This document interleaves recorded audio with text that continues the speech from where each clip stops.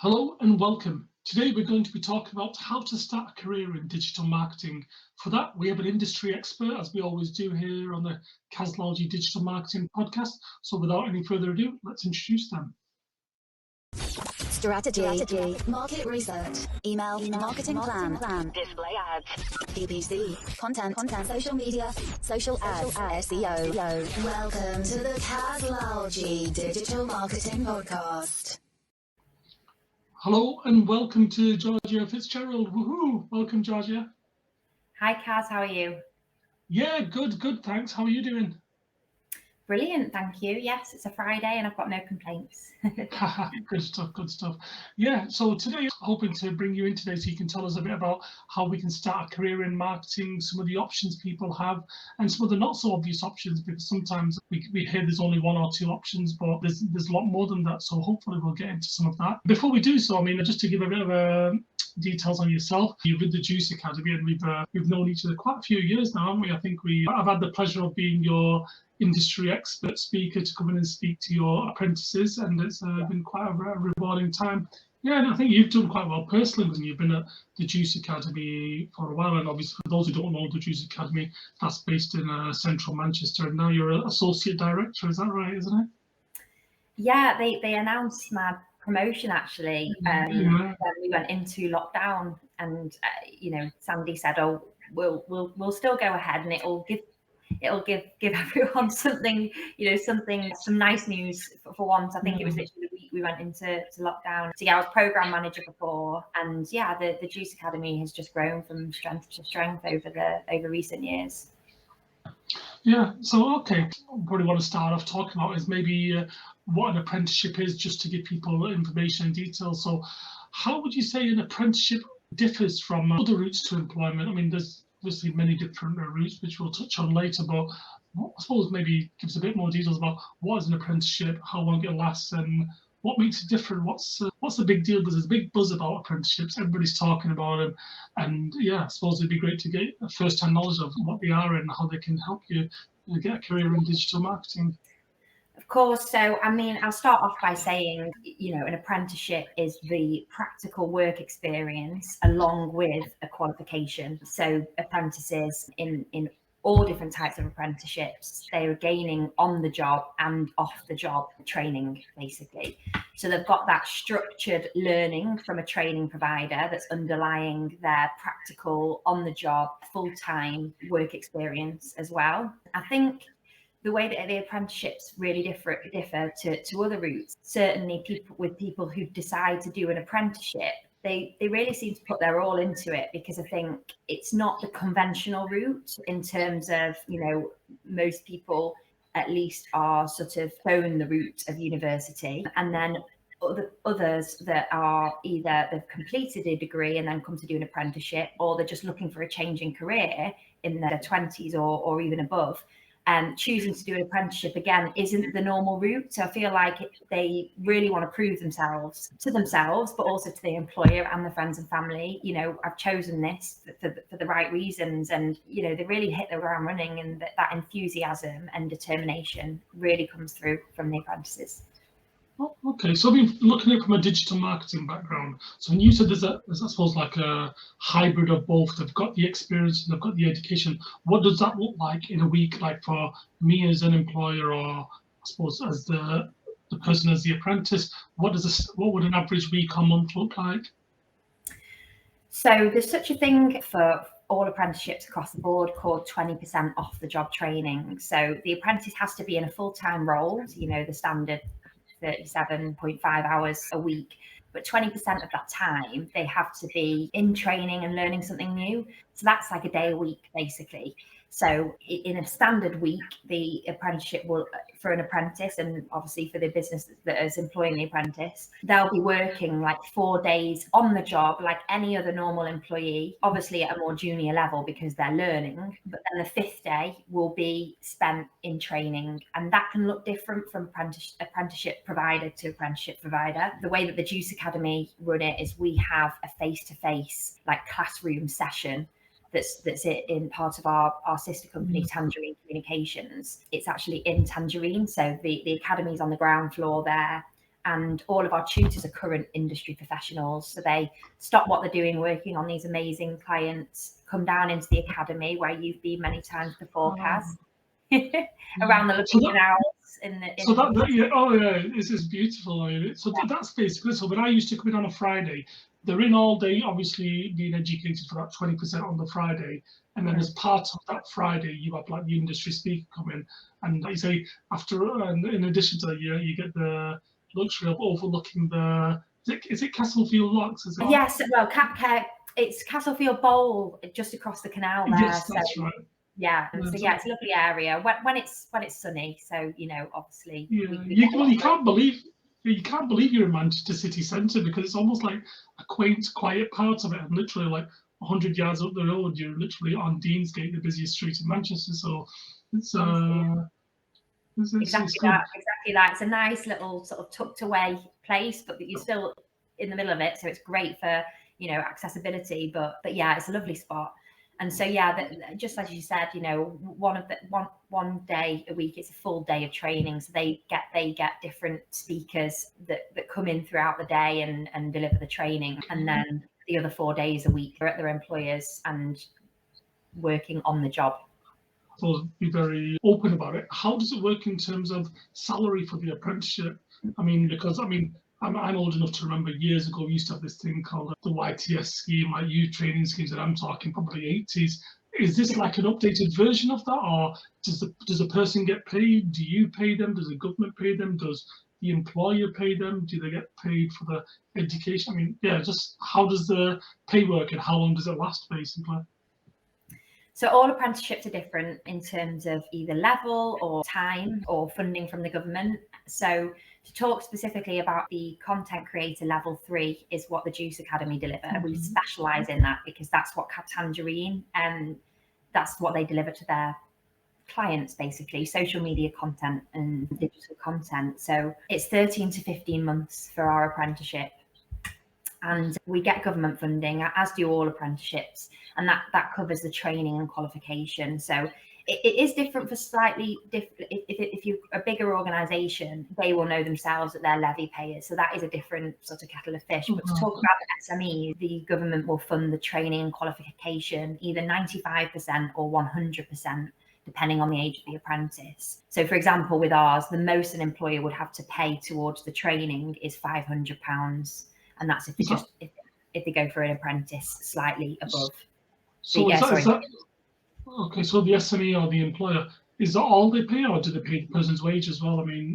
They pay the salary separate to that, yeah. Okay. So that's the training and the qualification that the government pays. Right. Separately, apprentices are employees of the employers. So just as anyone else will have an employment contract, it'll usually be a fixed term for the length of the apprenticeship. There is a minimum apprenticeship salary, and I think it's around £9,000 or something like that. Well, that is obviously absurdly low. We tell our employers, we only really work with employers that are willing to pay a minimum of £12,000 starting salary. So it's still a low wage, and we do certainly encourage employers, if they can put more in their budget, then they can, to offer more. But, at the same time, the candidates coming into it, obviously they're not getting into debt, they're not paying the university fees, and, the government's paying for them to do the qualification, and then they're getting experience and they're getting some money. So whilst it's not lots of money, they'll still be coming away with at least £1,000 a month. Well, it's a great situation, because if you're going to go through the college or university, or even if you're just going to college, or even if you're doing a CPD course or extending upon what you've already learned, if you're getting paid around £12,000 a year, and like you said, it's for about 12 to 15 months. So basically, yes, you're covering your expenses, depending where you live, etc.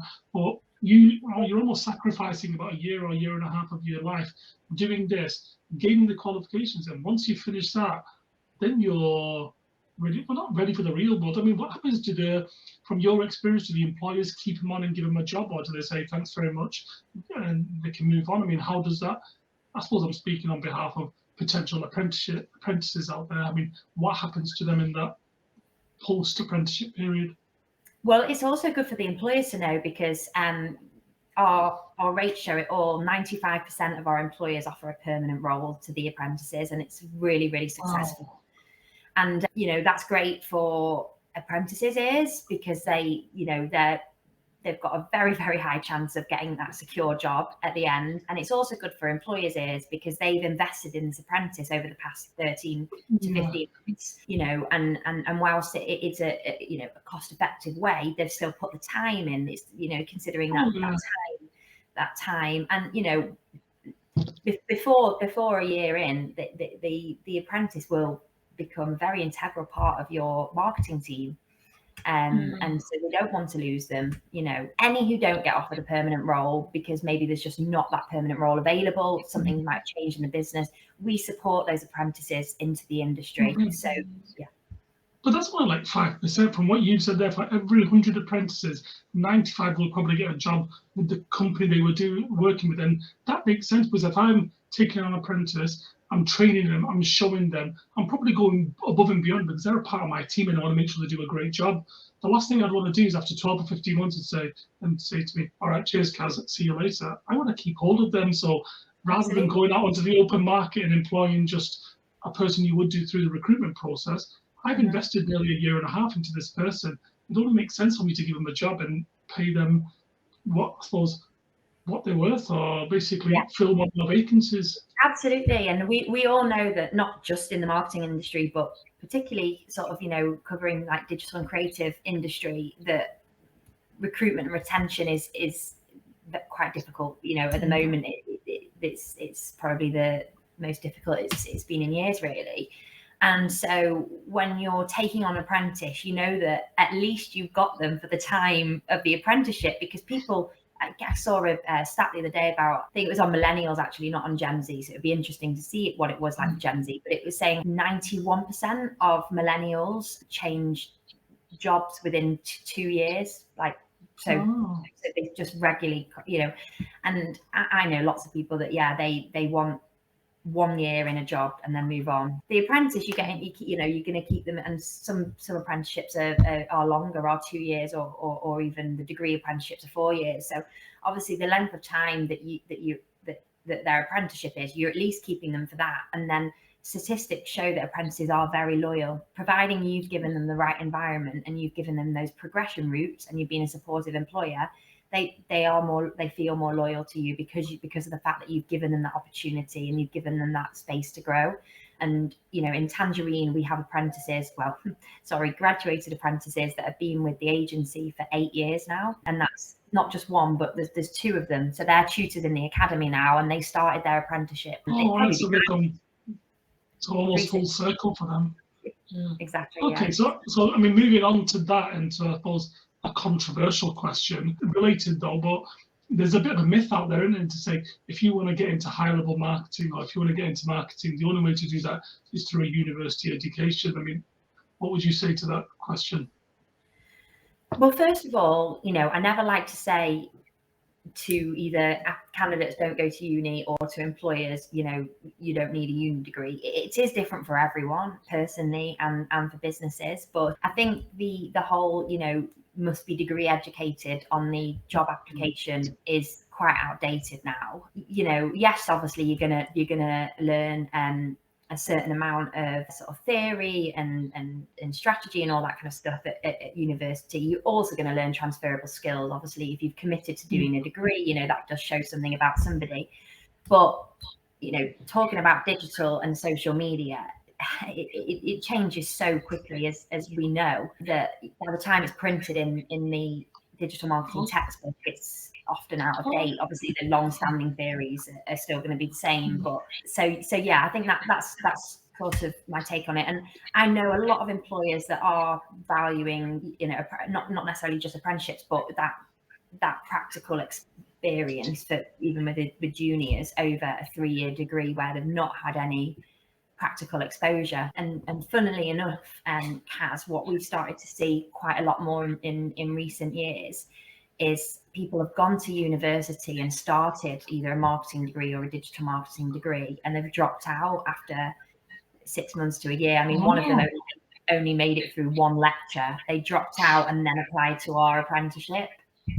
So that's, I suppose, takes me on to my, I suppose, the final part of this particular section regarding the route to marketing. So I suppose to ask you even more, to push you even further, there's a number of ways I've seen people get into marketing, and I mean, we'll discuss probably what we think about it. But you can be self-taught. There are people doing it on YouTube, reading books, watching, basically googling the way through it. There's people doing apprenticeships, as we're discussing. There's the university option, which we've touched on, and there's a good old-fashioned way of just working your way up. Do you think there's a right way into marketing? I mean, what do you think? Again, going back to before, different things for different people. I obviously am going to be championing apprenticeships because I have seen how successful they are.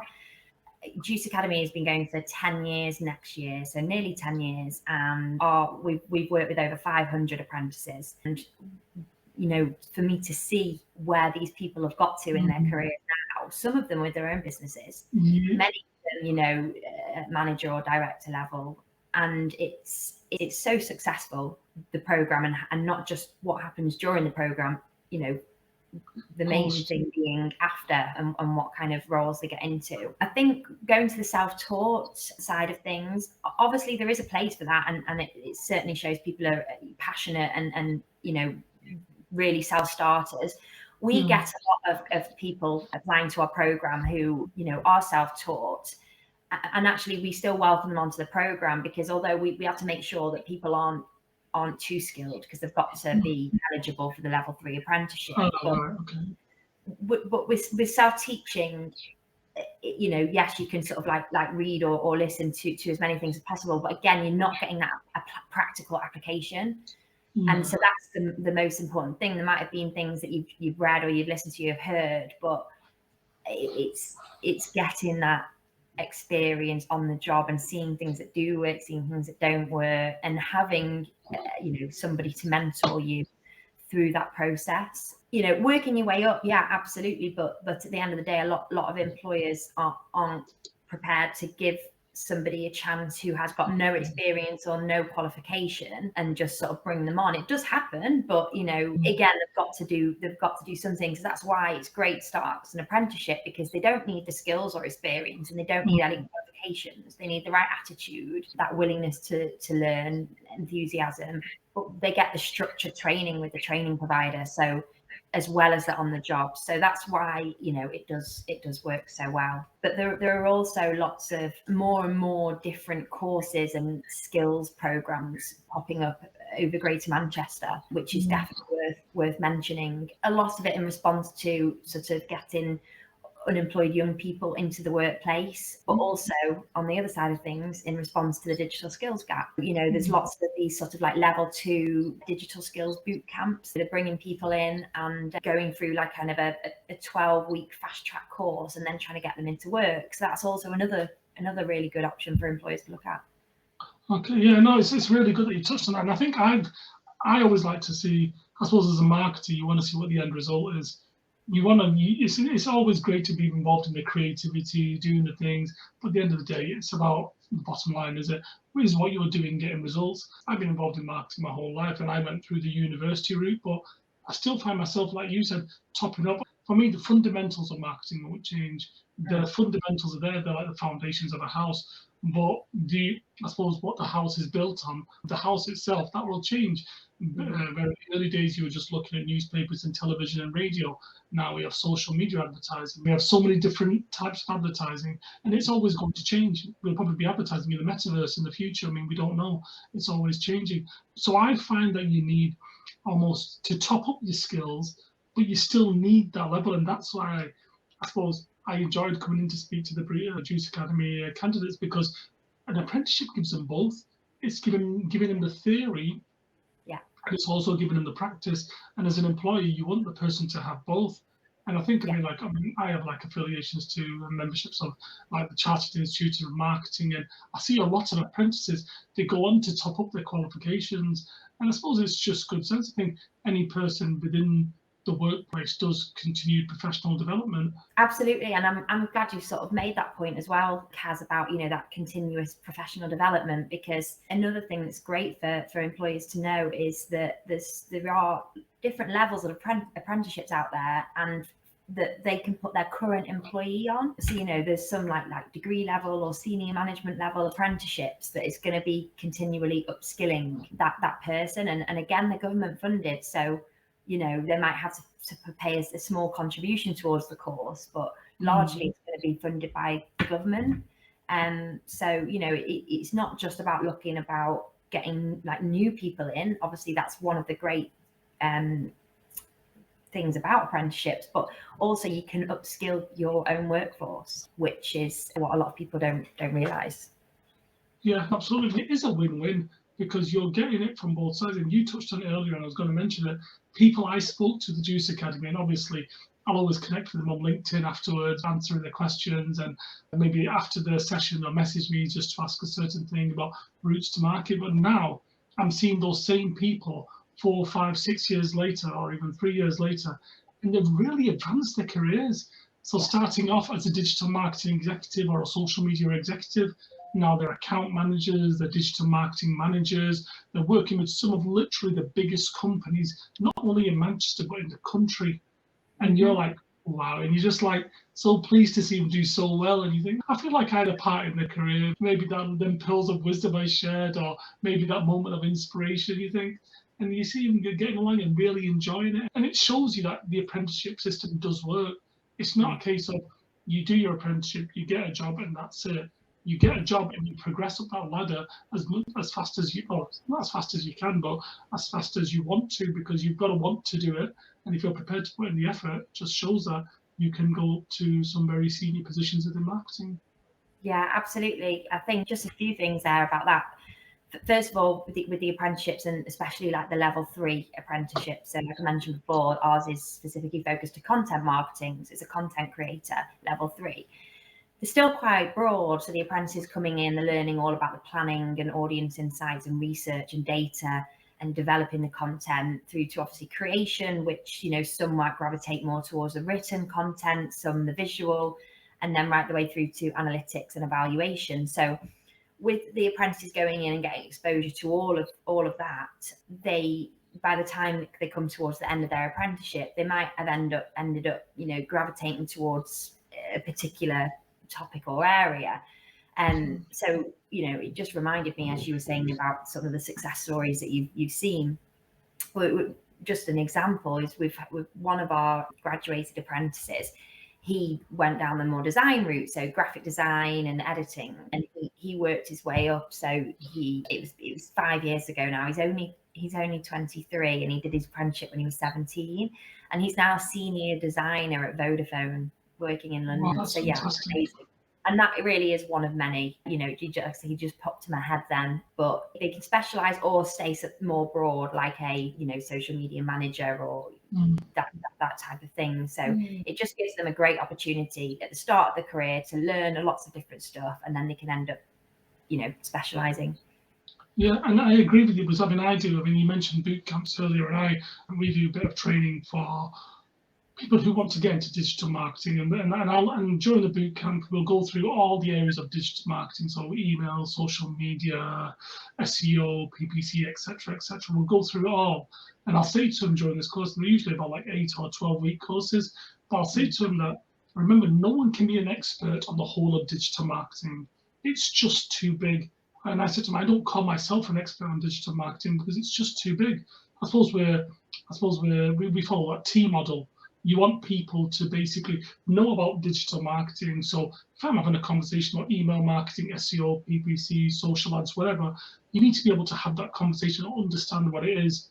Yeah. But I don't expect you to specialize in all of it. So you specialize in one area, hence that T model. So you either do SEO, you do PPC, you do social media, you do something, but you specialize in a certain area. So within the first week of the course, I always say to them, listen, you're going to go through you're going to go through digital marketing, and probably around weeks 4, 5, or 6, you're going to say to yourself, I really like this particular area, or I really like this particular area. And then when you see it happening was they'll have like optional things they can do, and they'll message me and say, Kaz, I really like SEO. Can you recommend any extra courses I can do, like on HubSpot or wherever else it might be? But you notice that because it's hard to be, it's hard. I mean, for me, I'd go out there and literally say it's impossible to be an expert on the whole of digital marketing.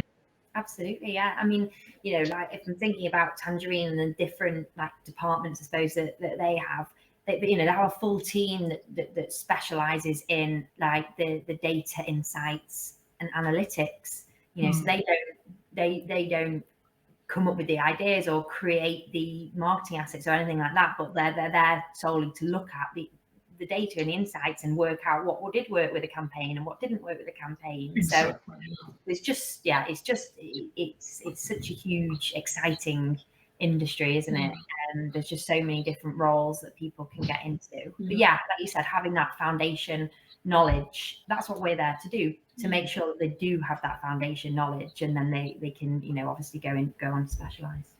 Yeah, and I suppose moving on, I mean, we spoke a bit about employers, so I just wanted to speak a bit more about that. I proudly put on my kind of a LinkedIn whenever I go to the Juice Academy or that I've spoken at the Juice Academy, because I think it's quite a big deal, because here in Manchester, we have quite a healthy community of businesses that you've worked with. So when I say, I've spoken at the Juice Academy, I'm like, people are like, oh, right, that's quite impressive, because we've got so many companies in Manchester. We're really lucky. I don't know, it's like a bit of a hotbed for creative agencies. I mean, just to name one, like Social Chain. I mean, for people who haven't heard of Social Chain, they might have heard of Steve Bartlett, and you can see what he's gone on to do now. He's kind of, I think he's moved on from Social Chain.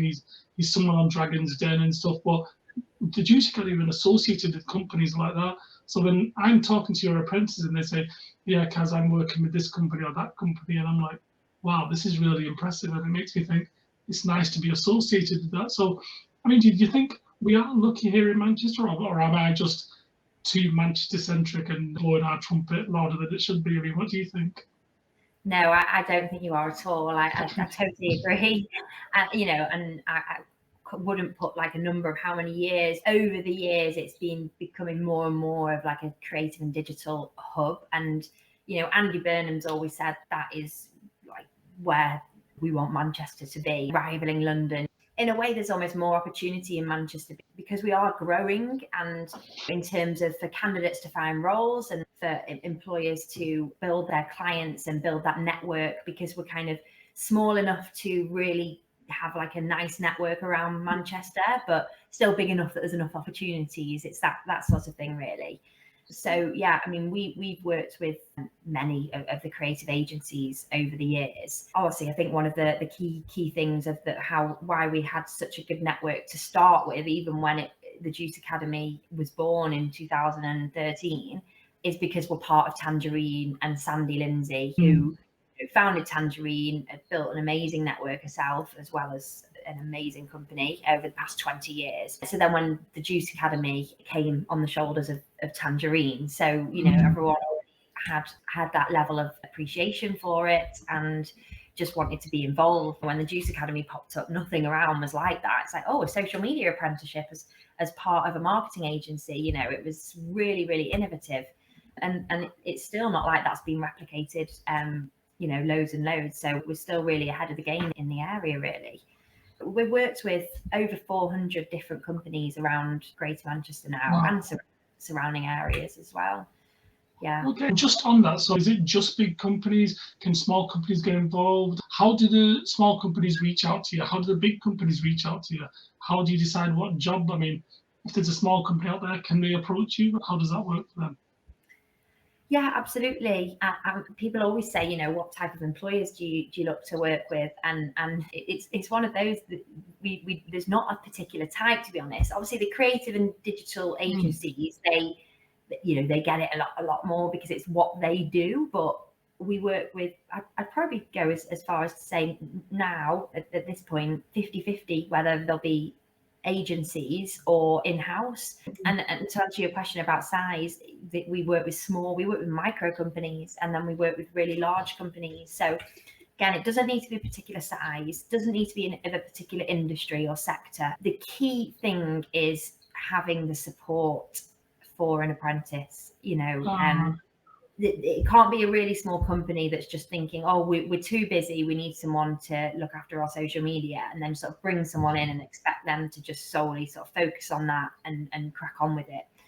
Obviously, to an extent, yeah, they can definitely take charge of that and hit the ground running, but they need the support and mentoring from at least one person, at least a line manager who can bring them in and help them develop and activate the strategy. I will always speak to the employers at the start and just make sure that they're in it for the right reasons, that they're wanting to provide an opportunity for somebody to get into the industry, and that they're going to provide them with the right apprenticeship experience and opportunities. Once that we're quite certain that is the case, then we will start to recruit for that employer in particular. So I'm always having new conversations with new employers, as well as employers taking an apprentice in the past and come back for another.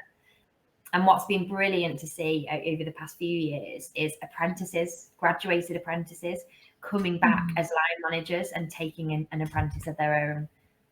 Oh, right. So literally going full circle, and because they know how good the apprentices are, so they're thinking, well, I'll tap into this and pick them up for myself. So that's good. In terms of times of the year, say, for example, someone wants to become an apprentice, or someone wants an apprentice, is it like the school year that you only do in September, or can you do it any time of the year? So we work in quarters, and a quarterly one's coming up in October, and then it's sort of generally January, April, July, and October each year. We host a face-to-face boot camp recruitment day where all of our employers that we're partnered with, and then all of our candidates that have gone through our thorough application process, meet each other on the day, and then they offer there and then on the day and start the program in a couple of weeks. It must be it must be very energetic, very full on, but very rewarding as well. Because the last thing I remember, everyone knows that you turn up to an interview, don't hear anything for a few days or a week or two, and it goes on, and you don't know what you're applying for. But here, you can speak to the employer, you can see what the job is. That's what I want to say. You can get a feel for the person as well, can't you? You can say, I can see myself working for that company or that person, or I can see that person in my company. And then I think that's almost like an added edge. You're almost getting like an interview stroke chat, and it's a two-way street, because sometimes you're like, yes, I'd like to work there, and the company themselves, they can decide who they want or who would be a best fit for their company and their culture. Definitely, it's a two-way street. It's got to be the right fit. I think, again, something that everyone will have seen, certainly if you're in HR and recruiting, is people are getting more and more picky about what job they take. I want to say long gone are the days, really, that people just grab any job and stay there and are miserable in it when it's not the right culture fit for them. There's a lot of our apprentices that will be quite clear on they want to work for a purpose or for something sustainable. Maybe we'll get some that have an idea of what type of industry they want to work with. Obviously, with them coming in at junior level, they do keep their minds open and they are enthusiastic about the roles on offer. But we certainly only want people accepting the role if it's right for them and it's going to be a successful match. So we work with the candidates and we give a lot of sort of briefing before and after, and then same with the employers. We only want them to hire someone if they feel like it's the right decision. Yeah, and I think your process, whatever it is, and what you do internally and externally must be right, because at the end of the day, as I mentioned, it's all about results. 95% of your apprentices go on to get a job with the company they started with. So whatever you do during this period to make sure that they're the right fit is obviously the right thing, because it's proving a success for both the apprentice and the company themselves. Yeah, absolutely. Yeah. We're sticking on digital marketing, but just kind of expanding that a little, because I can tell you about a conversation. I won't involve the companies involved and stuff, but it was a few years ago, because digital marketing is in demand.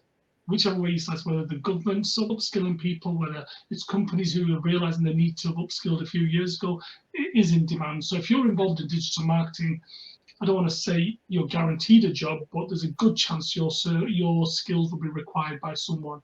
So that gives you a great opportunity. What I found out a few years ago was there was like people doing internships and stuff, and I was kind of registered with a particular organization, and they were like quite high level, and I said, right, well, as soon as you get any interns wanting to work with me, let me know.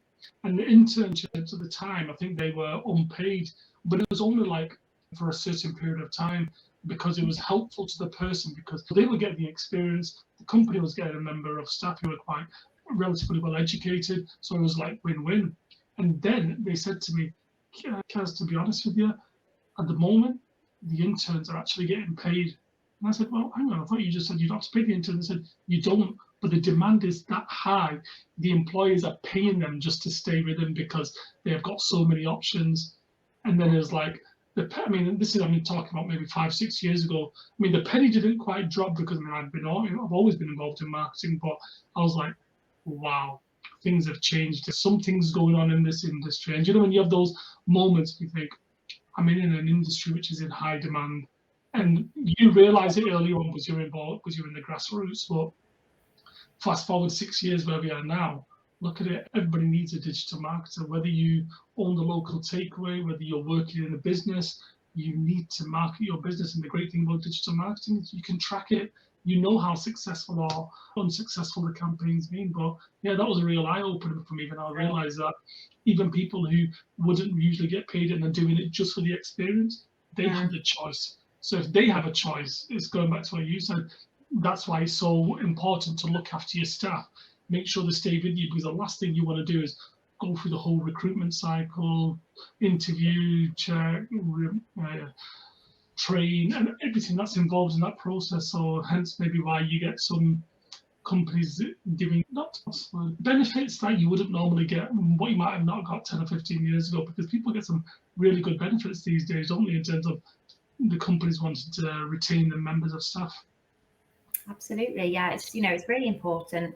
I think the benefits, yes, to make a company attractive and for recruitment and retention purposes, but also hugely for the well-being of employees anymore. Everyone's got that sort of fine line between like work and home life, and it's just trying to anything that can sort of make that better and make employees enjoy the work that they do, enjoy the company that they're working at, and enjoy the culture as well. There's obviously huge focus on culture and doing the right things. And going back to what you were saying about the interns and now getting paid, it's just another example to show there's still a huge digital skills gap, and I don't know whether that's getting smaller or bigger. Obviously we're trying to contribute to what we can of it, but we only have a certain capacity. We only can get 100 people a year, about 80 really, actually. There's lots of different organizations and programs that are trying to help towards filling that digital skills gap. But the issue is when there's that like bottleneck of all employers demanding 2 years experience and expert knowledge in a particular area, but there's just not enough people. So employers at all different sizes, all different industries, are going to have to start thinking about investing their own time into the next generation and upskilling them, because we can't continue forever all wanting the experienced people because we know it's easier. You bring them in and you just, you let them go.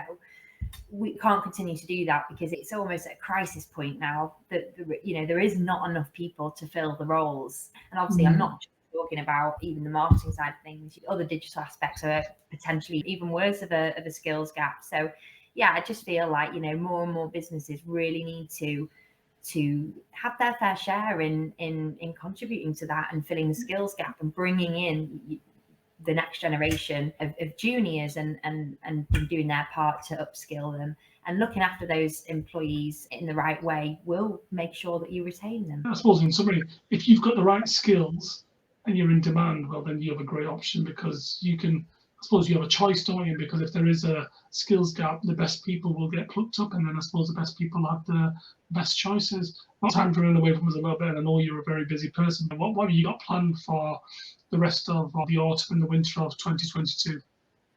We've actually got a lot on over the next couple of months. I feel like we've always got a lot on because we are quite a small team. We, like I say, we work with Tangerine, and they're over 100 people now in the agency, and our tutors come from Tangerine, but day-to-day running, we're a small team. So we like to be busy and on our feet all the time. But yeah, coming up in September, we've got quite a few sort of career fair type of things. There's a benchmark digital conference coming up as well in September. So we've got a stand there. And we've sort of got a few things like the careers fair at the Etihad. So we're going to be part of that. And then we've got our boot camp recruitment day coming up on the 21st of September. So busy preparing for that already. And then as soon as we get that cohorts kick-started in October, and now we'll be starting working in the different companies and coming to us for the training. We then start again and start recruitment again in November ready for January. So it's always go, but that's the way we like it. Good stuff, good stuff. I feel quite privileged now that you've taken the time out to speak to me. So I know I really appreciate that. But thank you very much for your time, Joe, and it's always a pleasure speaking to you. Anything else you'd like to say or mention before you go? Just it's been great to speak to you, Kaz. It's always nice to catch up. It has been a while, so we won't leave it this long next time. We'll have to have you back to the academy as well. Absolutely, it'd be a pleasure to do so. Thank you very much for your time, Georgia. Take care. See you later. Thanks, Kaz. Bye. You've been watching the Kaz Lalji Digital Marketing Podcast. Thanks for joining us, and remember to subscribe to learn about our latest content.